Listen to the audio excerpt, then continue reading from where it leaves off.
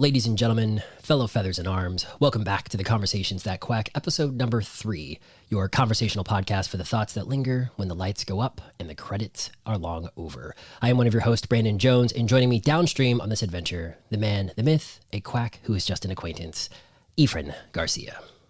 Heyo, heyo. If you are just joining us well into the future or in near real time, welcome. This is a podcast where Yfran and I rock an often candid and honest conversation about the issues behind our movie of the week and where that ultimately leaves us as people. If you enjoy what you hear, help us keep it going by supporting us over at patreon.com/Pandora's Quack and becoming a Patreon of one of our tiers that start as low as $1, which includes early access to podcasts like these, as well as our sister podcast, Movies That Quack, where co-host Wade Slicken and I put each other on the spot each week to ask each other Hollywood's most poignant and stupid questions, as well as Rabbit Holes That Quack, where co-host Nicole Matthews and I do a weekly deep dive into documentaries that mostly have something to say. But of course, if parting with that dollar is not in the cards for you right now, that is more than okay. Feel free to share, rate, and review us on the podcasting service of your choice, and stick around for more upcoming shenanigans from Pandora's Quack. And so, without further ado, these are the Conversations That Quack.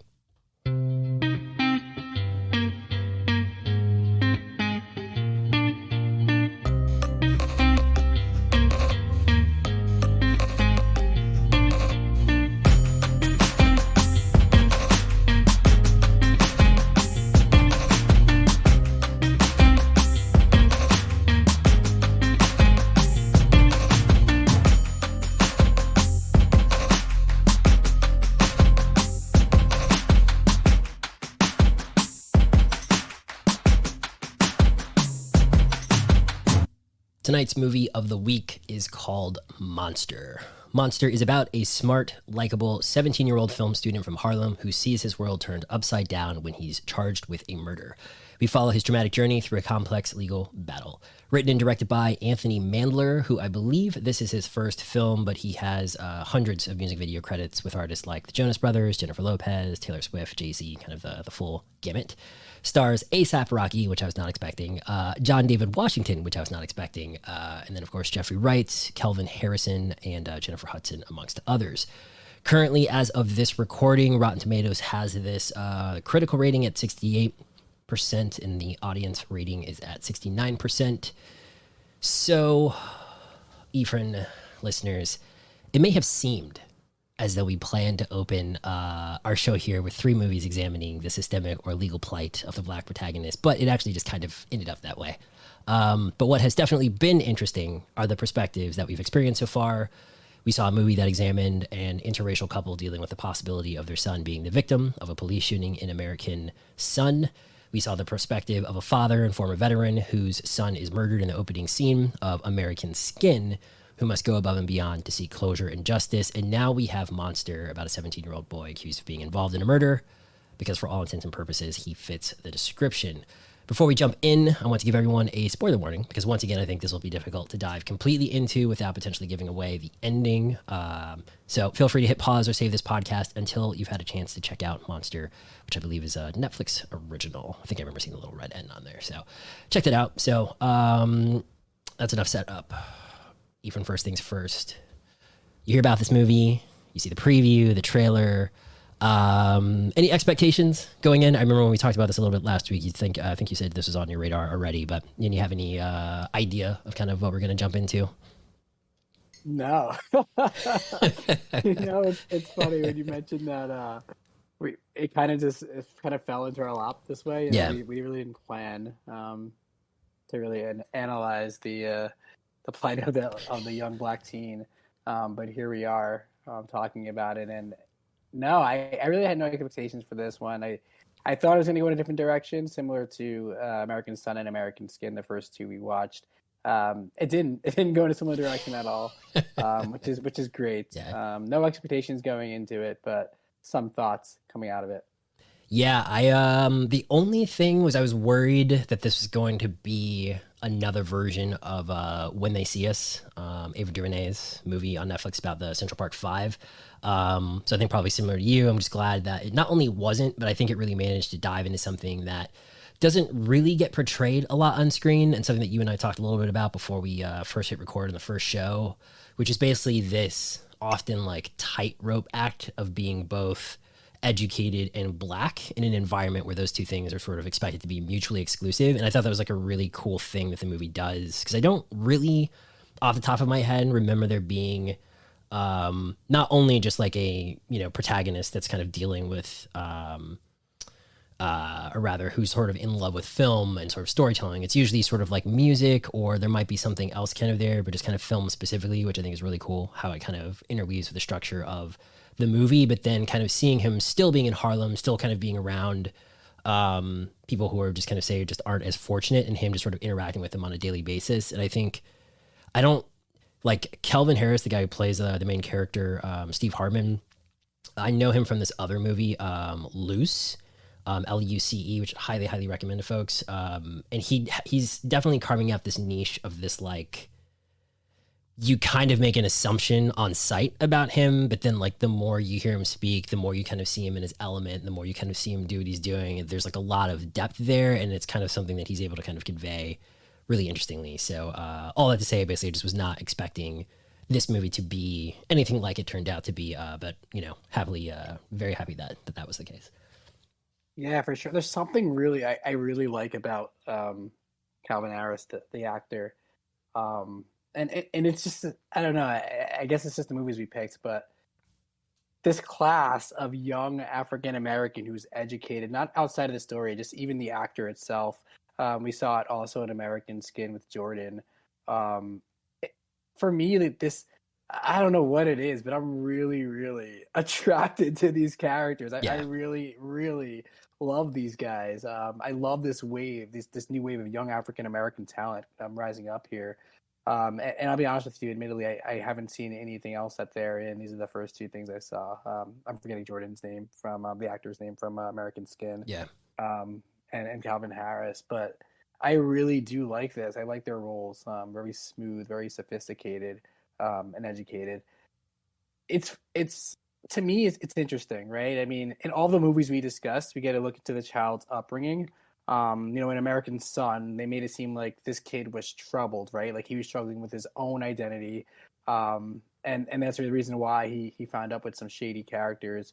But then in American Skin, the child came from a better upbringing, and he was pretty educated. He was into government. He was into the Supreme Court, despite having divorced parents. So, he still had a clear head despite having a little bit more worse upbringing, but not too bad. And then in Monster, the child comes from a completely different upbringing in the first two, right? Like, yeah.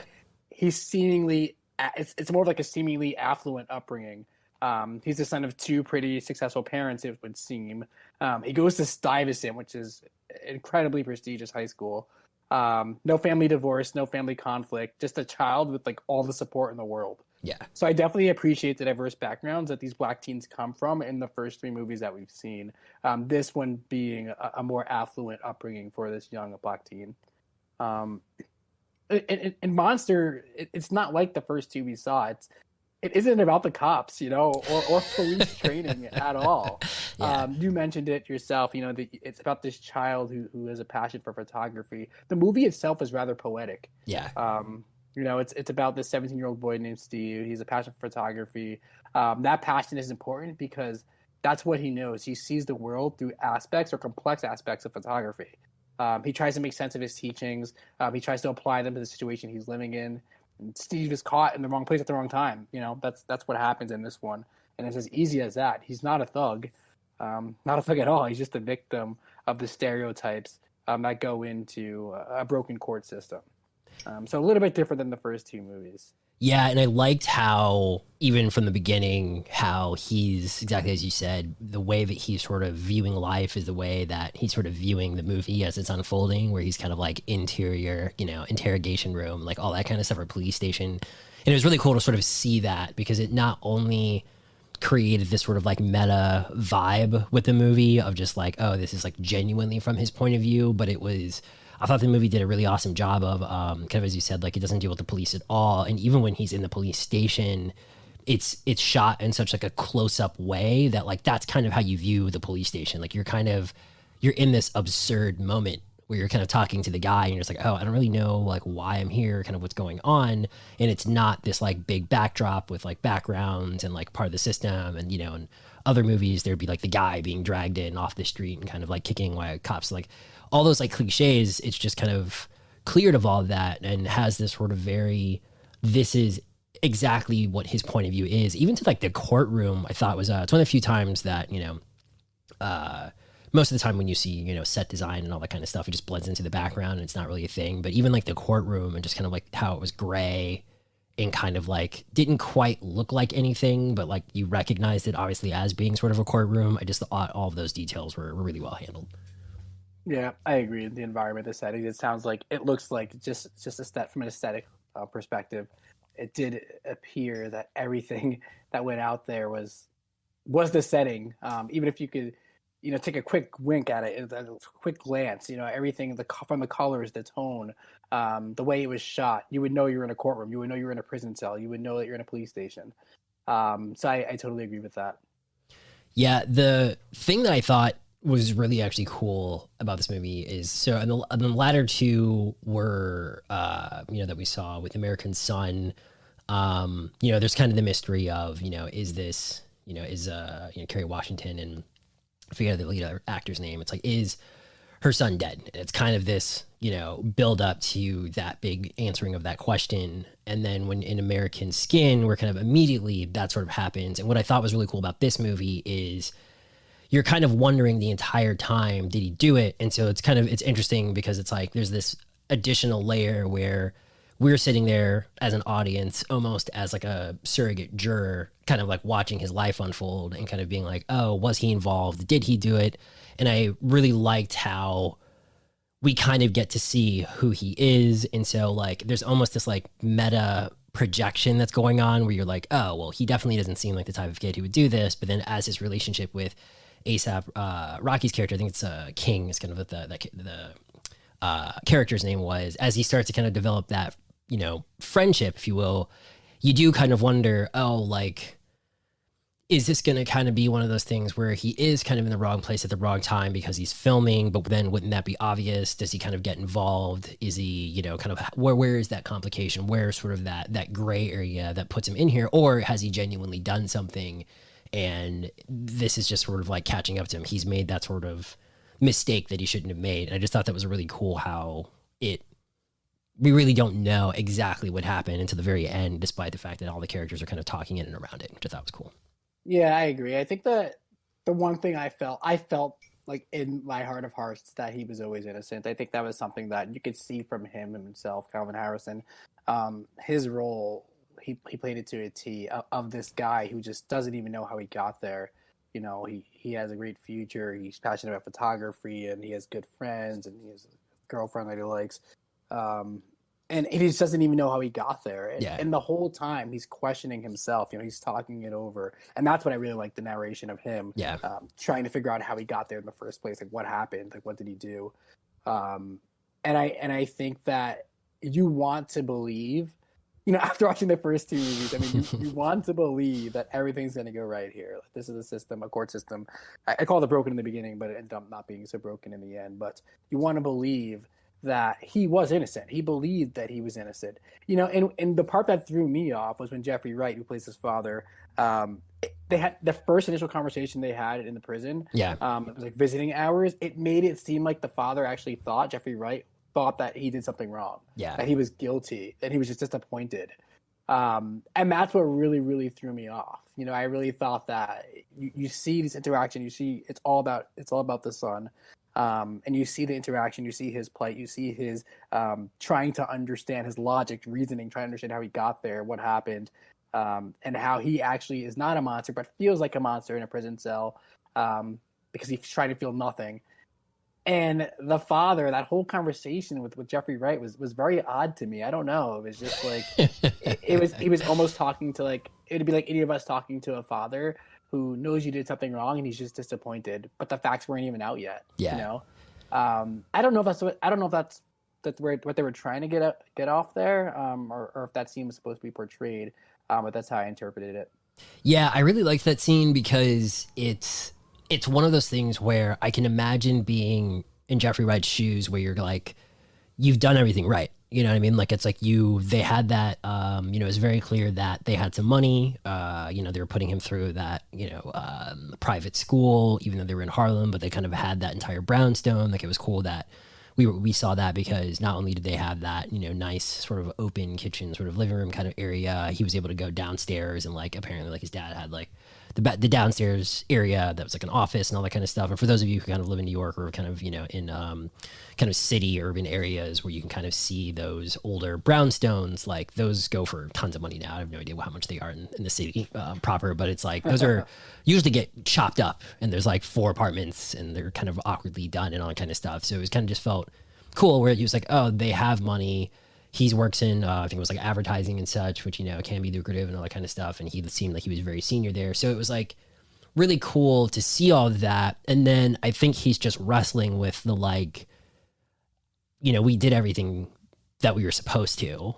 And yet my son, who I was like, you know, we're right there. We're knocking on the door. I think he's supposed to be a junior. It's like we're 1 year away from him going away to college, and then he's going to kind of, you know, almost follow in his footsteps and kind of still be an artist and kind of do his own thing. And so I think he's probably just wrestling with this like idea that somehow he's become entangled in this world that he doesn't believe he's supposed to have anything to do with.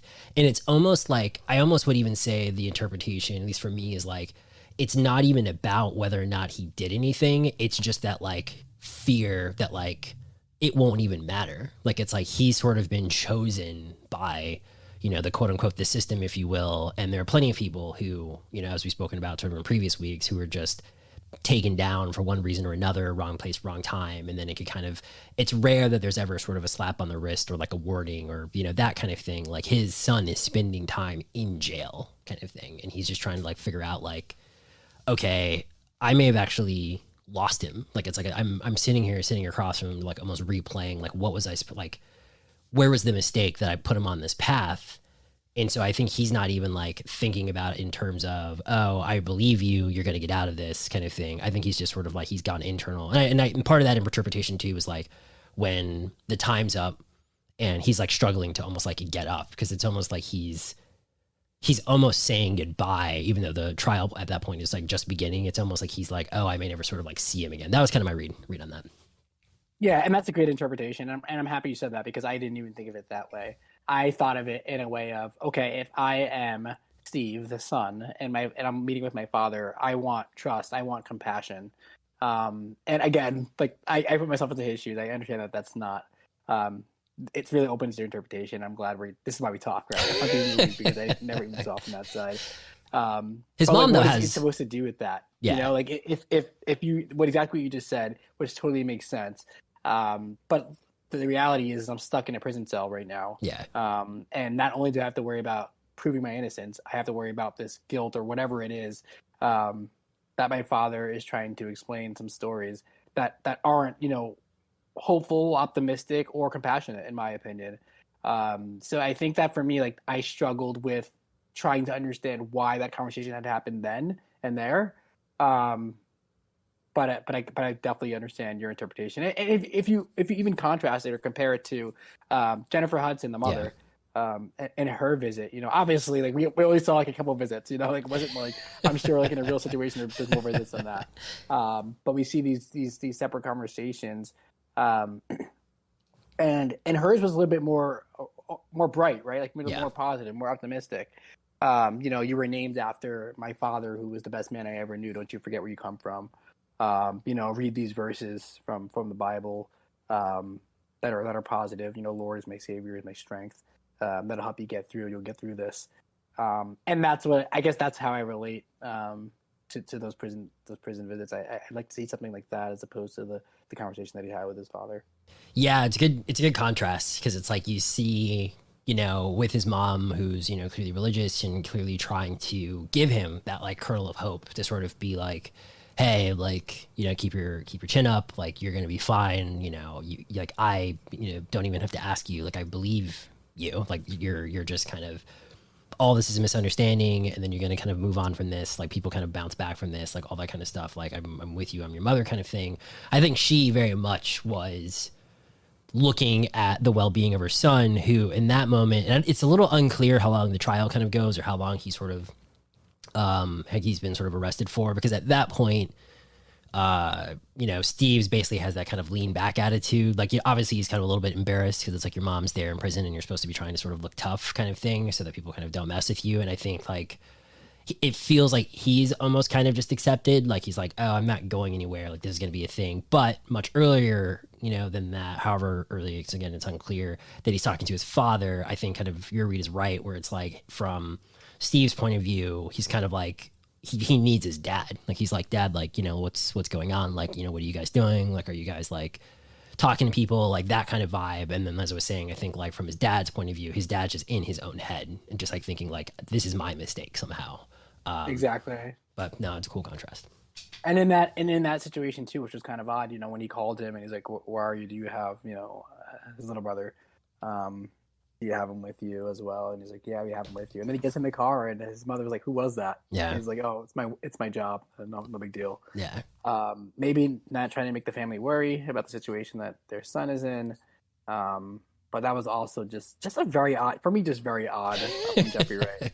From Jeffrey Wright's character. Yeah. And I like Jeffrey Wright a lot. I think he's great. Yeah. But that, I don't know, just a lot of weird inner lines there. I'm not sure what's going on. Yeah, Jeffrey Wright, just always delivering awesome performance. And I appreciated that. I haven't seen a lot of Jennifer Hudson's acting stuff, but I appreciated that she just got to play a quote unquote normal woman and that she didn't start singing at some point in this movie. She's probably on the soundtrack. You don't like, what was it, Dreamgirls, Cats? Yeah. I think and then she's also, I think it's her. She's playing Aretha Franklin in Respect. So it's just like, gotcha. Ever since her American Idol debut, she just sings in all of her stuff. But I'm kind of like, I'm sure she can just act too, which this movie was. So it's good to see that. My wife would appreciate that she was also in Sex and the City as Carrie Bradshaw's assistant. So nice. And she also wrote a song for that one too. So of course. Of course. It's good though. She's getting those royalty checks. I liked The Public Defender a lot actually. Like it was one of those things where like that could have very easily just, one of the things that I think we both appreciated about American Skin is that they had the conversation that we all want to have, that just doesn't ever really happen. The way that the current state of the world is, there's no nuance. It's just very, very strong black and white opinions. And I think what I appreciated about her is she could have been very much used as just a way for either the director or the writer or the producers to just convey, preachy point of view, headline kind of stuff. And I thought she was handled, again, kind of going back to what I was saying about how the movie just kind of seems to be from like very much so from Steve's point of view and just sort of like the things that he remembers and the details that he's seeing. And so when you kind of look at her character, I did like how she definitely always had that vibe of, Steve, I'm going to do what I can, but like, I've got 500 of you on my slate kind of thing. And like, that's not like a slight to you and son or whatever. Like there was no sort of quote unquote white savior moment. It was just like, I look at you, I don't see what you're accused of, but you have to remember like the lines about like, this is what the jury sees. And just like, you need to appear as human, like don't cry right now because you're going to sort of look guilty. It was like, it was cool. It was sort of like this person who, I don't really know how else to compare this, but just like, how like you're like carrying a bunch of stuff and it's just like one of those days and then like random stranger just like sees you and just maybe like hangs back for a couple seconds to like hold the door for you. Like, it's like, I'm not trying to do this giant, big sweeping save your life type of thing. It's just like, I see it, like, I'm going to help you out kind of thing. So I thought that was cool. Like just her whole vibe and just like the couple of, wisdom kind of bombs that she dropped, but like nothing that felt like she was like preaching or like, saying something about the system or whatever. I just thought that was really cool. Yeah, I also like The Public Defender, and not to be that guy, I really, really like The Public Defender, if you know what I mean. I thought she was just a great character. Yeah. A very stern woman. Reminds me a lot of my wife. So I think that is very easy for me to become attracted with her and her character.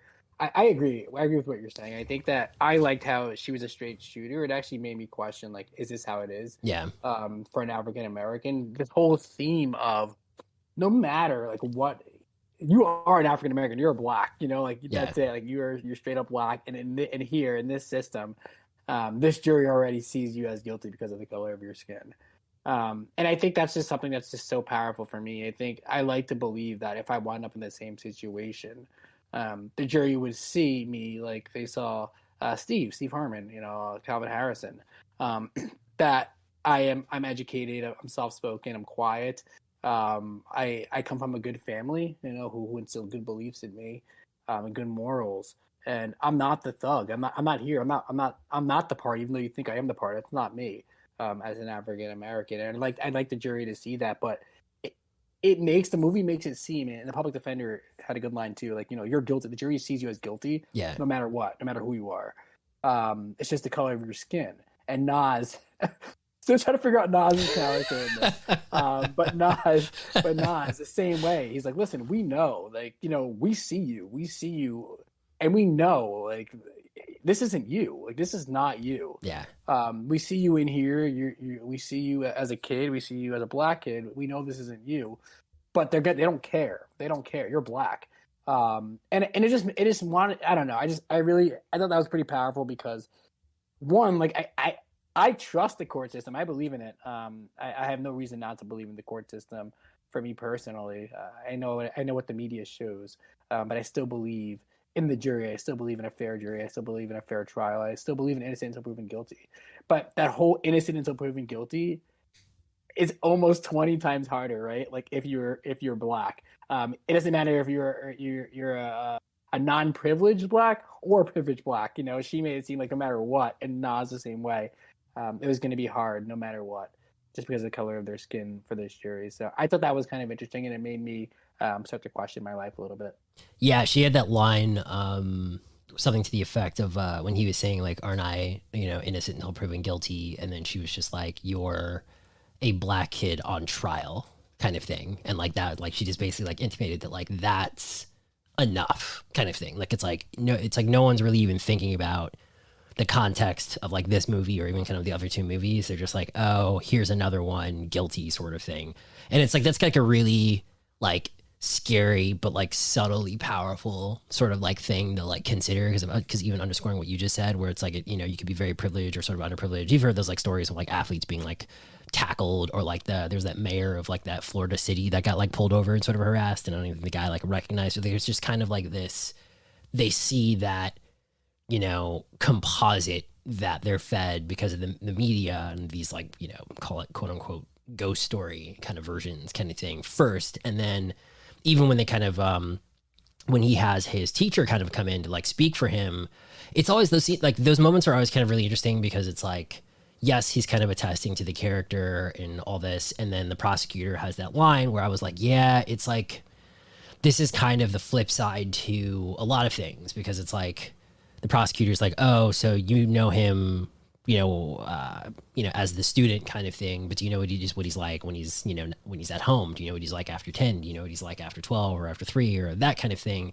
And it's like one of those things where it's like, as an audience member, you're kind of like, oh, that's a dick thing that like the prosecutor's doing, but at the same time, it is kind of, you understand why there's so much weight against a black kid sort of that's on trial, because again, like when you kind of think about all of the stories and the media and everything that you're kind of being fed on that jury, there's almost this like inability to kind of have that, oh, you're innocent until proven guilty vibe, because you're like, oh, this kid from this city. The other piece that's kind of like sort of semi-tied to this, I don't understand. The one thing I didn't like about the movie, and it may just be one of those things where like maybe this is exactly how they do it, I didn't get why King was on trial at the exact same time. There was like something about that felt that didn't make sense, because I was like, all right, well, we've already established that King was one of the two people that ran in there, so like he's dealing with like a legit murder, like that's, I feel like that's not even in question. And then this kid who was a lookout is also in the same courtroom. There's like something that's felt like weird about that. Like that was like, there's almost like, if you're a juror, like I was almost expecting there to be a guilty verdict because it's like, oh, you hang out with that kid, oh, you're clearly guilty, and that's not the right way to do it. But like, why wouldn't you think that? There's something to seem like strange about it. And I don't know if that's how some of these trials happen. I don't know if that was just for dramatic effect, but that in particular just seemed like it like almost like broke the immersion, if you will, for me, for like the movie. I was like, why are these trials at the same time? That seems very, very odd. I agree. As always. I agree. It's not as always, but I totally agree. I didn't get it either. One's a murderer, Yeah. and the other one's a lookout. So what? I don't understand. And they were both, and the murderer and the lookout, are both being defended against the prosecutor, who was this guy trying to get them both guilty. I don't understand how that makes any sense at all. I totally agree with you there. It's very interesting. I'm not even going to call it interesting. I just don't get it. Yeah. I'm not even going to – I call a spade a spade. I just don't understand what the point of that was for them both to be tried together. I did like how they silenced the verdict. They silenced the verdict for Hill. Yeah. I'm sorry, King. Yeah. So for King. I thought it was pretty interesting. Like, it actually, to a point, it didn't matter. Like, honestly, it didn't matter. Like, that guy was guilty. Yeah. And I really didn't care what his fate was. Like, nobody cared what his fate was. He was guilty. So it was kind of fitting that they made that whole thing silent. You can see A$AP Rocky. I just thought it was so funny the whole time when he's like looking at, the guy who he robbed the store with, and it wasn't Steve Harmon, by the way. He was, assuming that he was a lookout. Even though it kind of really wasn't. In the end, we learned that he really just wasn't a lookout. He went into the store to check it. That signal's open to interpretation, but it looks like he was blinded by the sun. Yeah. In the end, so it wasn't really a signal in the end. But you would have thought that those two who robbed the store together would have been on trial together, and not, King and Steve Harmon the lookout. So just very, very interesting stuff. Yeah, because it's almost like, and even the more that we like talk on this thread, it's like, John David Washington, who's like, it was awesome seeing him just play this like straight up like remorseless, I don't care kind of like character. Like I was kind of like laughing to myself because it's like I've only known him as like mainstream John David Washington. Like I saw him in Tenet, and then I saw him in Black Klansman. So like I've seen him do interviews. So like that's who he is in my head. And just like watching him as this guy who like, if I saw him on the subway, I'd be like, I should probably get off this train car. Like it was cool to like see him just like embody that, and just like even the like unintentionally funny vibes of him just being like, yeah, so we like killed that guy, and then like, what'd you do then? Oh, we went and we got some chicken, and then I had some soda. And they're just totally just whatever. But then like to your point, it's like, is this just one of those things where like they caught him? I guess they did. Like I guess they caught him with something else, and then they were saying that because he was involved in this, if he basically, pointed the fingers or kind of, helped connect the dots or whatever, he'd get sort of a reduced sentence. But then it kind of just, to my point, much earlier, where I was like, I don't know how much time is supposed to have passed. Because again, it's like Bobo's in jail, and then King, I guess, sort of got wrapped up at the exact same time that Steve did. But then they had that news broadcast where they were like, tonight they've issued 4 arrest warrants. So again, it kind of seems like all 4 of them are being arrested at the same time. There's something strange about all those dots. It's very strange. Yeah. And what I really liked about this whole thing too is, I guess it's more deep again for me. I like to get deep with some of this stuff, but the fact how, like I said before, I believe in the court system. I believe in a fair trial and the jury. And I believe if you tell the truth, if you just go up there and you're truthful, then the truth will set you free. As cliche as it is, I believe the jury will see that you're telling the truth. You watch movies like this, and it makes it seem like if you tell the truth, that's not even good enough for the jury. Yeah. You hear the public defender talk about it, and this guy's just sitting there and he's talking, and he's like, when was the last time you speak to, King? When was the last time you spoke to him? And he's like, I don't know, last summer or whatever. And she flips the cup, right? Because say that's not the right answer. Yeah. And he changes the story quickly. He's just like, oh, well, blah, blah, blah, like I had to do this, or I don't know. What'd you guys talk about? Oh, we spoke about this. Nope, flip the cup. That's not the right answer. Even though it's the truth, it's the way you have to, like, it's almost a game, even just to get the truth out the right way. Yeah. And again, like, it's just so hard. This is what I struggle with this movie, and maybe just the court system overall. I mean, I believe in it still, but how can it be this difficult? Like it should be black and white. It's never black and white. It should be black and white. Like if you are falsely accused of a crime, you go in there, you tell the truth, there is no evidence, then you walk. But there's just so many complications. There's so many words and so many legal jargon being thrown out there. And it's just like, wait a minute, this guy's just, all he's doing is sitting here in court telling the truth and he can still be guilty? Like how, for me, it's just like such a realization that's just like, holy hell, like this is crazy. I just don't understand how you can tell the truth and still have to go through all of this. Almost like there's just some game to telling the truth, which I thought was kind of interesting. Yeah, I mean, it's also because you have, it's like it's supposed to be beyond a reasonable doubt. And even when you consider the signal sort of aspect of it, like that's supposed to be what ties him to all of this. And even though, you know, we see it from his point of view where he catches the light, it's also one of those things where the only thing that's really supposed to be making him from like a quote unquote proof standpoint that he's has something to do with this murder is the one woman who just goes, oh, I clearly saw him making that signal. And it just seems like a very, like if you're a juror and you go, okay, I see King, like I just, you know, again, this is all intuition, whatever, blah, blah, blah, blah. It's like, I see King, I get it. I see Bobo, I get it. I see that other kid, I get it.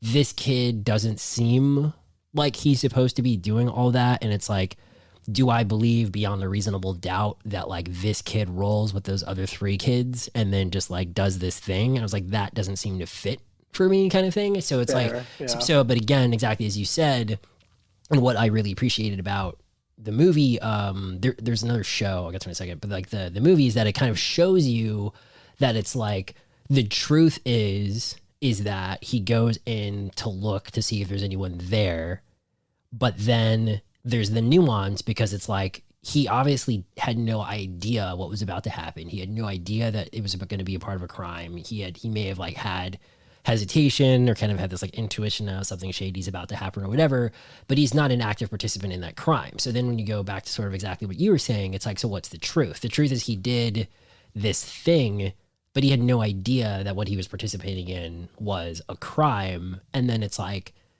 does the legal system, is it set up to perceive that nuance? And it's like generally not. It's kind of like, nope, you were there, you did the thing and blah, blah, blah. And then that's when you start to get into the like, you know, as everyone kind of quote unquote says, the slippery slope thing. Cause then it's like, oh, okay, well, what if like, you know, a random passerby, like a girl was in there and then you just go, oh, hey, like here's some money. Can you go grab us a couple drinks or whatever? And then it's like, you know, it's like, that's the kind of thing that's like, does the system account for that kind of stuff? I don't know personally, and based on the movie, it probably wouldn't, which is why he has to kind of tell the story truthfully, but sort of carefully, as you were saying, in order to make sure that like he's, in the eyes of the law, absolved from having anything to do with this, which is what the thing was, but the language needed to be specific. Yeah. I don't know how he keeps his cool. I understand that you're supposed to be professional in court. I don't know how any of the people keep their cool. You saw King unravel a bit, and I thought it was so funny when you know, Evans was on the stand and King is just like, you know, mouthing like profanity to him on the stand, like, you know, you rat, you know, and like F you, like things like that. I just thought it was so funny.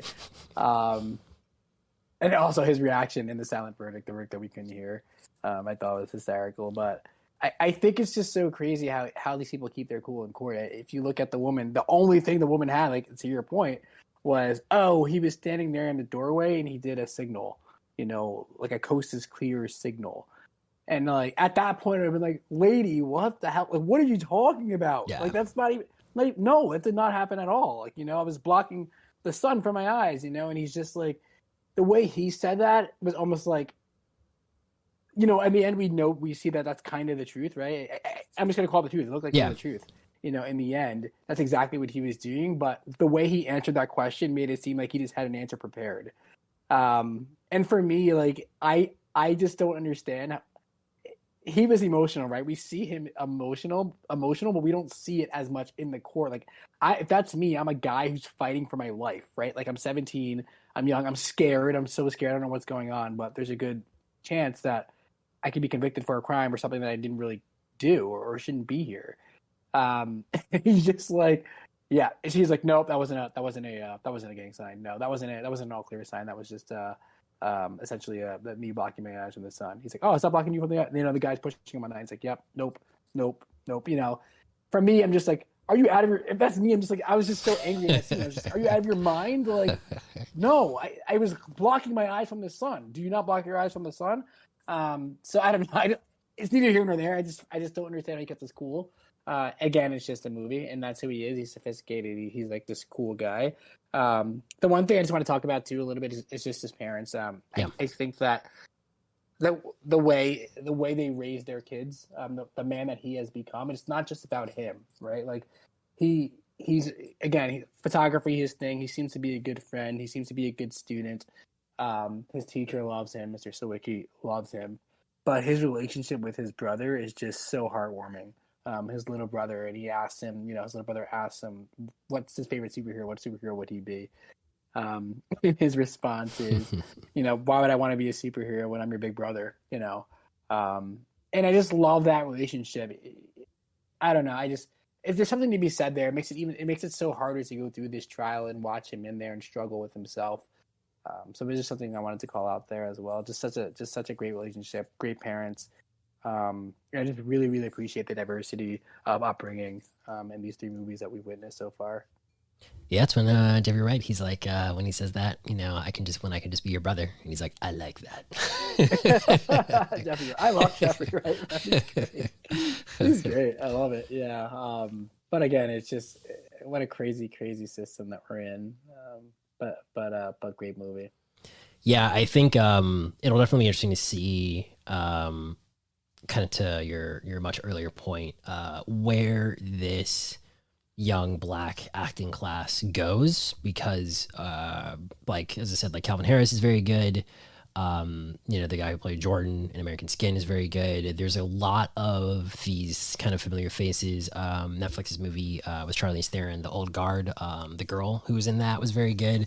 There's a lot of great, like, I would assume their age is probably like early 20s to late teens. Like we're getting like a really strong graduating class. So it'll just be interesting to see like where all of these kind of actors and actresses go, especially with kind of the movies kind of landscape sort of shifting and such. But yeah, he's definitely, Kelvin Harris definitely has this niche right now. And then even John David Washington, like I forgot who I was talking to the other day about him, where I was like, yeah, there's not really that like, there, when we were like in the 90s, obviously there was Denzel, but there was like Wesley Snipes and like even kind of the people like Blair Underwood and Morris Chestnut and like with like on TV and all kinds of stuff. There was like a lot of people, and then it kind of just thinned way out, and it was kind of like for like very dramatic stuff. Like there just really wasn't, like Denzel was kind of the only one holding it up for a really long time, and then there was kind of some people on TV who were doing those like procedural kind of stuff, and it just sort of went away. And now, like, I think Daniel Kaluuya is sort of the tip of that spear, and then now we're starting to see kind of that resurgence again of sort of all these kind of people kind of coming up at the same time. So hopefully we'll get some really strong movies. Like even O'Shea Jackson Jr., Ice Cube's kid, is really good. Like I kind of was wondering what he was going to do after Straight Outta Compton, and he's been in a couple of movies where he definitely was playing very much against type, which I think was probably a really smart career move for him. So even him, I'm kind of very curious to see what he's going to be doing as he kind of grows up here. Yep, agreed. I can't wait to see what the future holds for some of this young Black talent. I wish I could get cast in a movie, right? I just don't understand. Some of these people I watch, not the guys I just spoke about, but some of these actors I watch. This is for another discussion, another day. And I'm like, I can do that. I can sit there on that chair and act mad. But no, more like so many props to some of these actors. It's just, I really, really feel for the roles and the characters that they're playing, and I'm just really, really excited to see what the future holds for them. Very true. Any last thoughts on anything we missed on Monster here, as we basically complete our Is This System Broken trilogy? It wasn't, it's crazy because it wasn't broken in this one. Yeah. I think it was actually a good system. The stereotypes are still there. Yeah. It's still hard. You still have to try, hard. And to be fair, I've seen I've seen the court system. You know, I not personally. I've seen like other movies with the court system, whether it's blacks, whites, doesn't matter who's in it, and it seems like the court system is just hard overall. You know, especially with all the legal jargon and the way you have to tell the truth. Like you are telling the truth, and you take an oath to tell the truth, and even though you're telling the truth, it's still not good enough in the way you portray it and say it. I think it's a little bit harder for African Americans because there is a stereotype there. But the whole court system overall, to be fair, is pretty difficult. This is for me a great movie. You know, last week I think you asked what was that? Was that thing you asked, like the rating of like must see? Yeah, so this is as I say so Yfran, for the listeners, is Monster required viewing, is Monster recommended viewing, or is Monster basically there are better movies? Basically, you would pass or say, hey, you should go watch blah blah blah instead. Oh man. I hate to do this, but I would say that for me, there's better movies out there. And it's not because of like this movie sucked. I'm just putting it next to American Skin, and I really, really loved American Skin. I think there is you know what? It's not even fair I'll change my rating. I'll just go to recommended viewing for this one. It's not fair to Monster because that's not the type of movie it was. It wasn't an American Skin or an American Sun. So I'll give it the benefit of the doubt there. I just think that there wasn't necessarily any teachable moments here, or anything to like take away really. There was definitely good acting. It was a good movie to watch, but I don't know if there's necessarily anything to debate in this movie. I honestly thought it was just good movie. I liked it. Great acting. Interesting points in there. I love A$AP Rocky. I thought he was hilarious the whole movie. But I also like his character of just being like the street smart, streetwise guy who knows his neighborhood, and gets stuck in the neighborhood. Right? He has that line where he says, "You ever wonder why it's the same people you grew up with who are still here?" You know? Yeah. And I thought that was another line. Like I always look for the lines in those movies, and I thought that was a great line in his perspective on that. And I like the old man tiger story, about how he's inside the tiger when he rose to the top. And that was about trust, like not trusting anybody. And I think that like there's those good things about it, but I also don't think that this movie sparks too many debates here. I think we're all in agreement that it's a good movie. But not necessarily anything that would spark too much diversity in debate. Yeah, I think if I'm glad you brought up the tiger story. I think if there would have been more of a like conflict isn't quite the right word, but like a test of loyalty with King and Steve, I think the movie would have been stronger because I felt like we were coming to that head for some reason. Because, it was like I was getting to know this kid off the street, and like clearly this kid is in, or, as they say, quote unquote, is about that life. And he recognizes that like Steve isn't. And so like it kind of felt like he was trying to sort of like Steve, he was either living vicariously through Steve or was trying to be like, oh, like, there's 10,000 different permutations of like, oh, Steve, like, do you think you could teach me how to blah, blah, blah, blah. Like, oh, hey, like we should make a movie, or like that kind of thing. And kind of like, I thought for a while, like maybe that's kind of where things were going to go. And then even to the point where King's on the street and he's like, hey, like, look at that laundromat. Do you see that guy over there? Like everyone's got a story. I was almost expecting, because again, they put them both on trial at the same time when, as we, discussed earlier, it clearly like they were kind of there for different sort of degrees of a crime or even kind of whatever.